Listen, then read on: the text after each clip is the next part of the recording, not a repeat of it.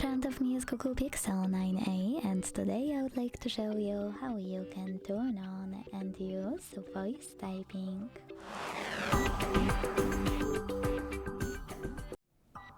Begin by launching your keyboard and tapping on the microphone icon at the top right corner. Then hit while using the app and start typing. As you can see, voice typing is on. If you want to stop, you can pause or click on the same microphone. You can also tap on your microphone and tap on little icon right next to it. Then hit next, select them, saucer misclick, and use voice typing over here. You can delete text on the go thanks to this icon next to your microphone. You can manage all available options by clicking on those three lines at the bottom left corner.